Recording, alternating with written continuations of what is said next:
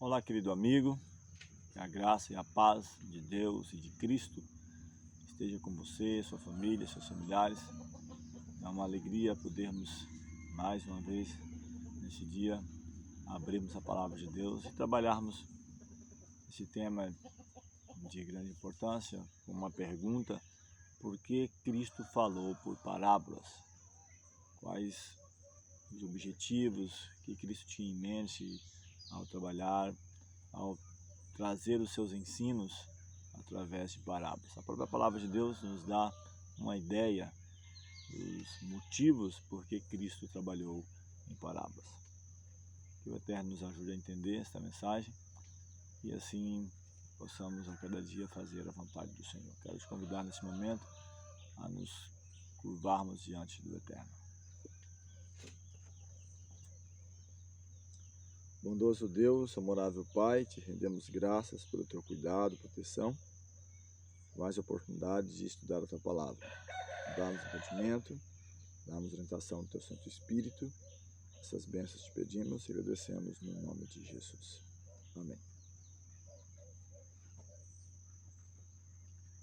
O primeiro texto que nós vamos ler está no Evangelho de Mateus, capítulo 13, versículos 34 a 35, onde faz menção de que Cristo estava falando de coisas ocultas através das parábolas, mas não simplesmente com o intuito de deixá-las ocultas, mas trazendo as coisas ocultas para o contexto, para o cotidiano.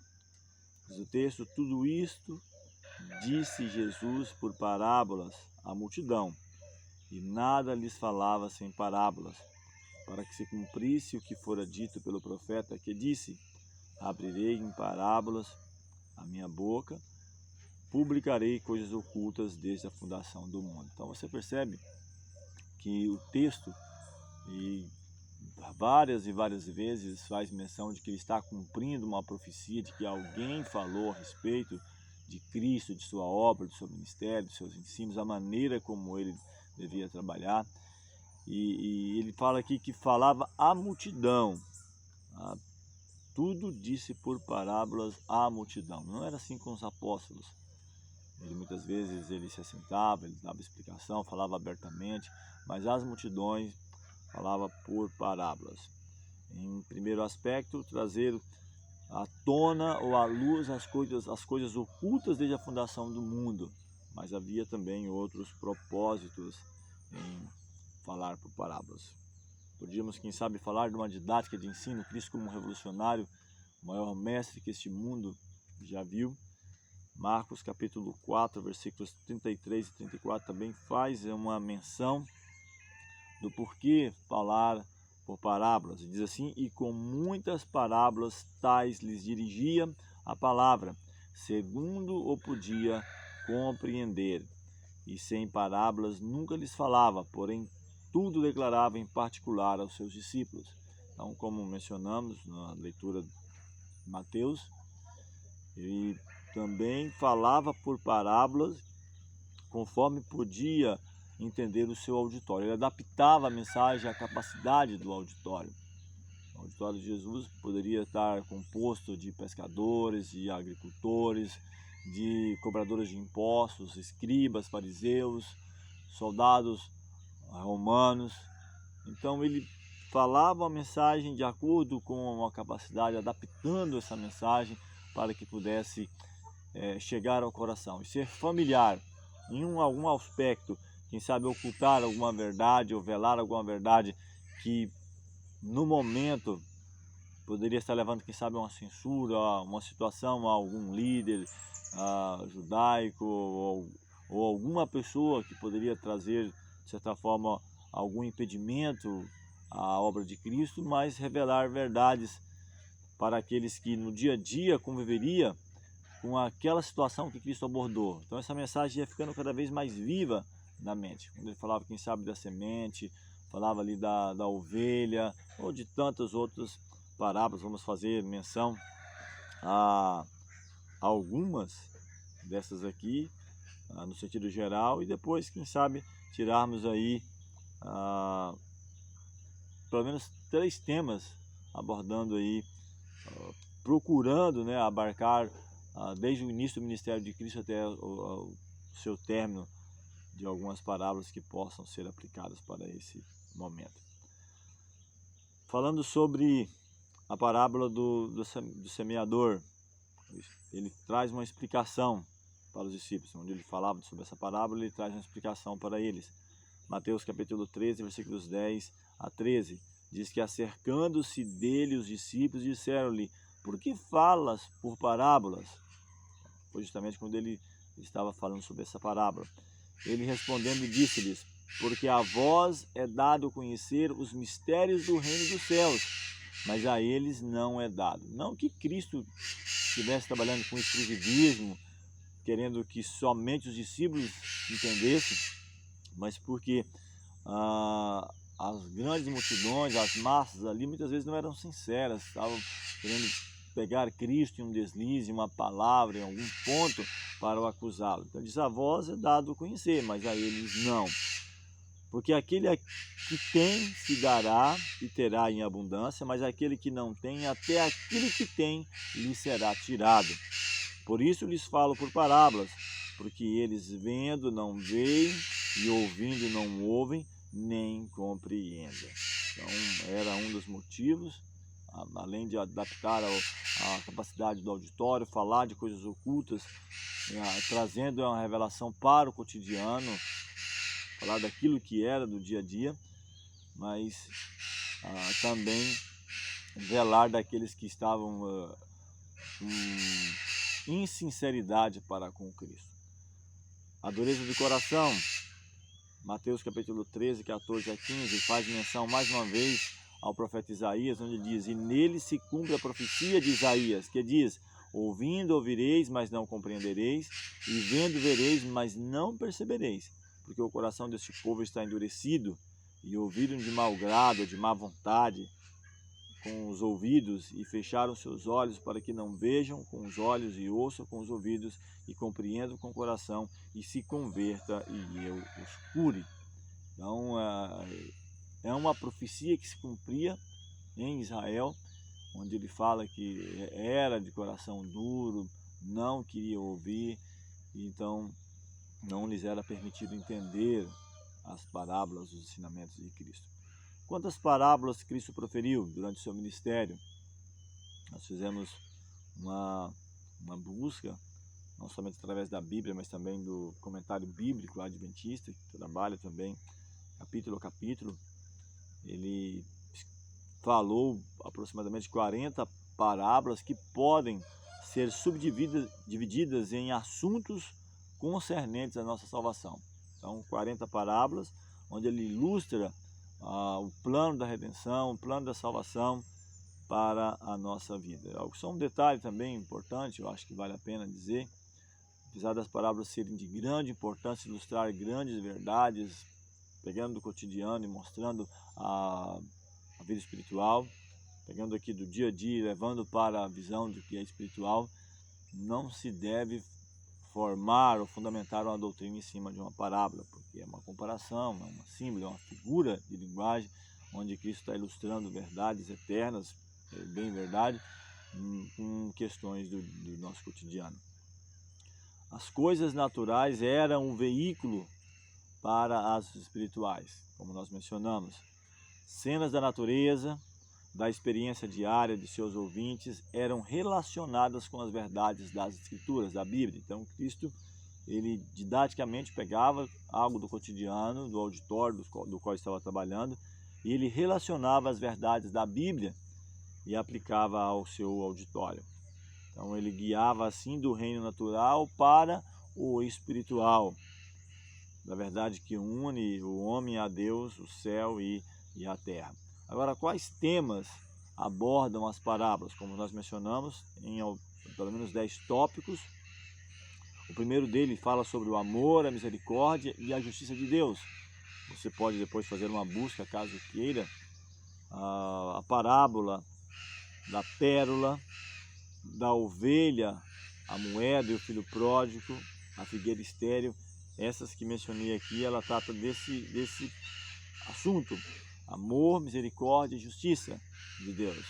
Da pérola, da ovelha, a moeda, o filho pródigo, onde retrata pelo menos 3 formas de estar perdidos. Vamos até tirar um tema só sobre esse assunto, do resgate, a operação resgate, o plano de resgate de Deus para com o ser humano. Um outro tópico também, o plano da salvação é esboçado com a parábola do grão de mostarda, onde ele diz que uma das mais pequenas sementes, mas que quando cresce se torna uma das maiores, mostrando que grandes conquistas, resultados podem começar com pequenos detalhes. A parábola do joio, onde é mencionado que o joio e o trigo estarão juntos até a ceifa, onde será feita a separação.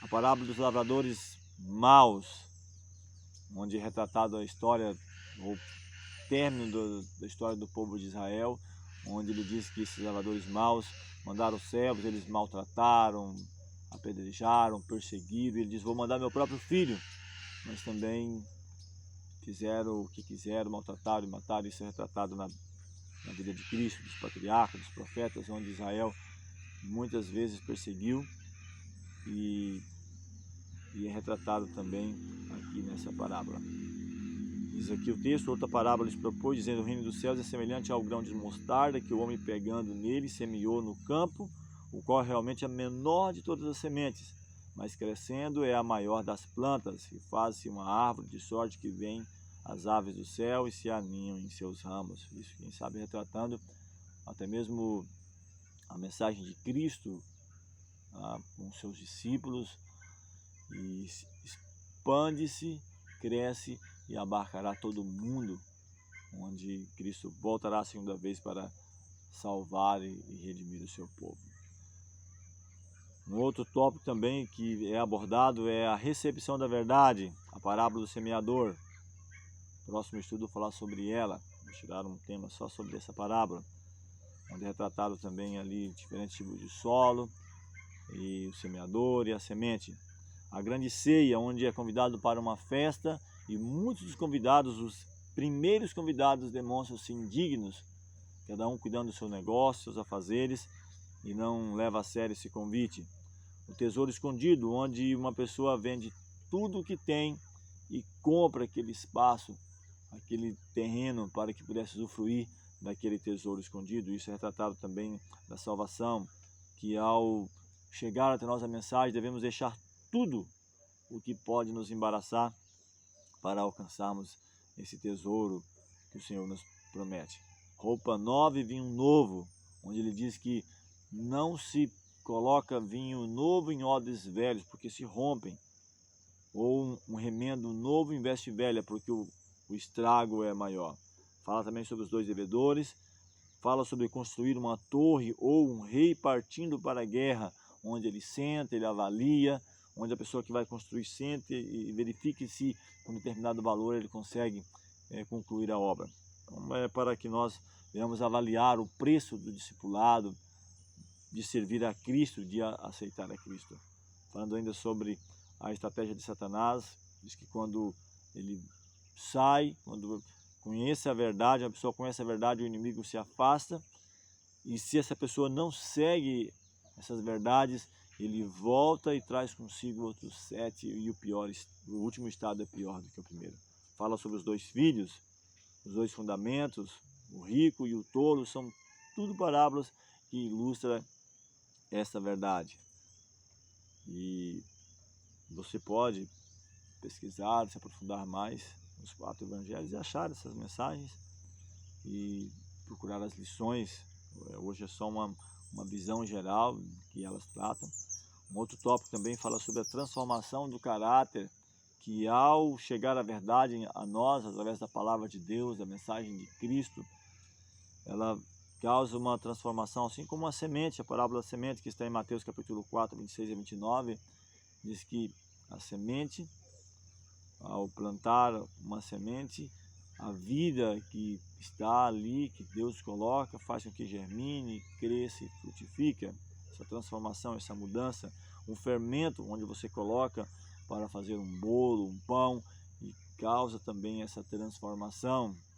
Então é o que Deus quer fazer em nossa vida mediante o seu Espírito, mediante o estudo da palavra, a comunhão, a oração, uma transformação, conversão em nosso viver. E também ele falando sobre as bodas, até falamos sobre isso, inicialmente as bodas em Caná, onde ele transforma a água em vinho, mas também há uma outra menção, né, de uma festa onde é convidado as pessoas, e alguns disseram assim: olha, eu não posso porque eu casei, eu não posso porque eu comprei uma junta de boi, eu tenho que experimentá-las, eu não posso porque eu comprei um campo, eu preciso ver. Tudo desculpas que não justificava. Estava casado, comprou junta de bois, então já havia comprado, então qual é o motivo de não ir? Eu comprei um terreno, se comprou mesmo sem ver, já comprou, então não justificava a ausência à festa. E o dono da festa então manda que saia pelos caminhos e baladas e chamassem a todos para a festa.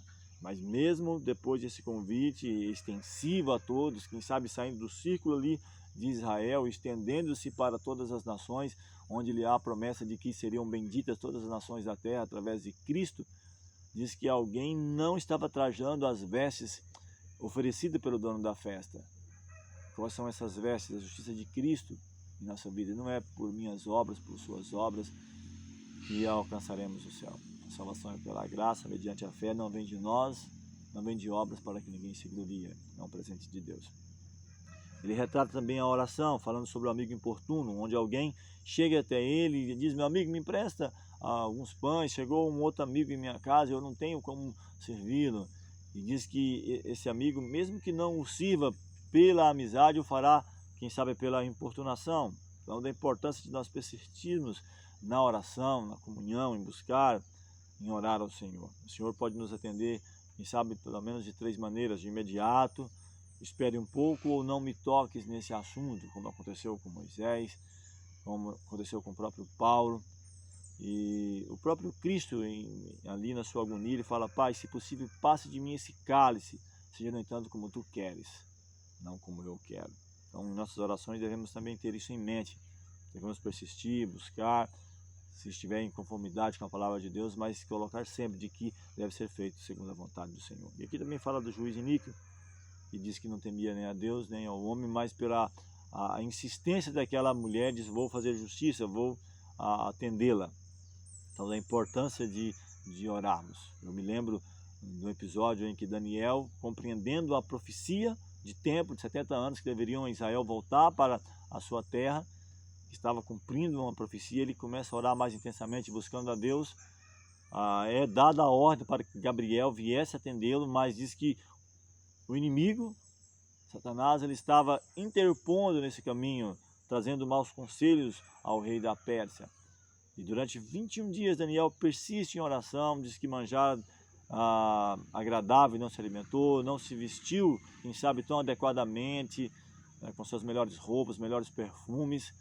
Estava ali em contrição, em busca, até que Miguel, um dos primeiros príncipes, Cristo, vem atendê-lo e então dito a ele que desde o dia que ele se humilhou, que começou a buscar e ouvir as orações. Então nem sempre é porque o Senhor não nos quer ouvir.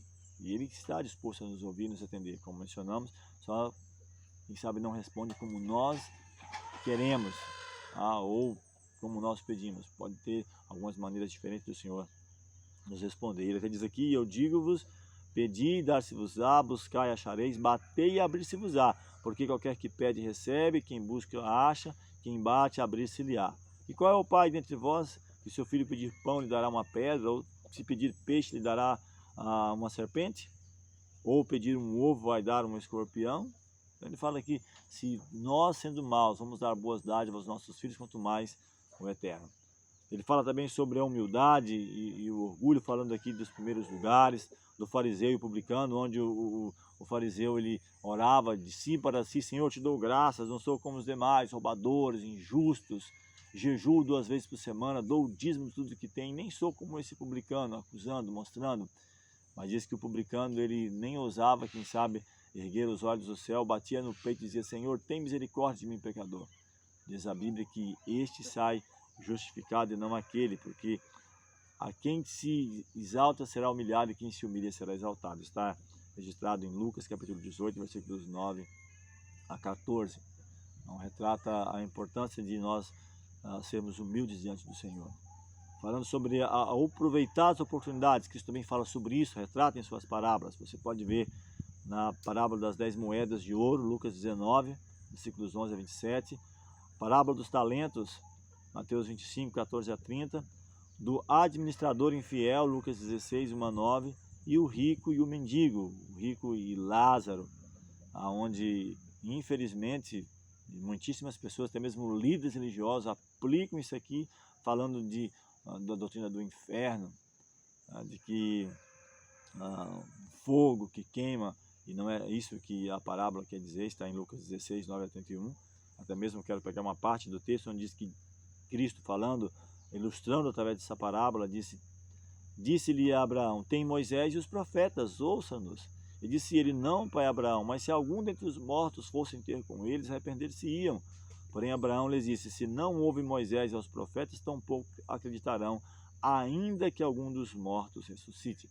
Quem sabe tiraremos um tempo só para falar, ou um dia para falar sobre essa parábola, para trazer ali os princípios ilustrados, que é justamente aproveitar as oportunidades, que a partir da morte não tem mais oportunidade, não tem uma segunda chance. A oportunidade temos em vida, quando alcançaremos ou perderemos a salvação. Ele diz que havia um abismo, quem está aqui não passa para lá e quem está lá não passa para cá. E de fato, está salvo, está salvo, está perdido, não haverá uma outra oportunidade após a morte.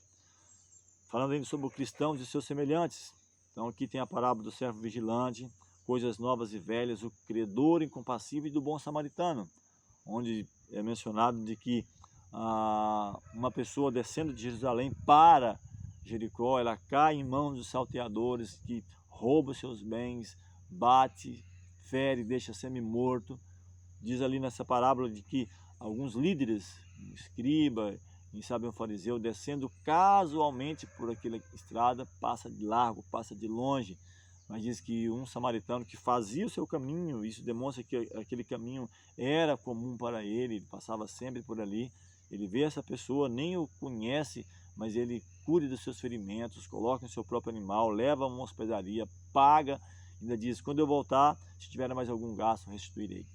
Isso demonstra, quem sabe, o inimigo de nossas almas, que quando procuramos a cada dia nos afastar do Senhor, ele se apodera, quem sabe, de nossa vida, trazendo ferimentos, mágoas, tristezas, até mesmo morte. E ali o bom samaritano, quem sabe, retratando Cristo, que paga pelo resgate, pelas curas feridas, e quer resgatar, quer nos salvar a cada dia. E nos dando o exemplo também de que devemos amar as pessoas, independente se é de nossa família, de nosso sangue, de nossa religião, mas independente, ele mostra que o nosso próximo vai além do que simplesmente estar ali, realmente vivendo próximo. Qualquer pessoa que necessite de nossa ajuda, de nosso carinho, de nossa atenção, de uma palavra, ou mesmo de recursos, caso necessário.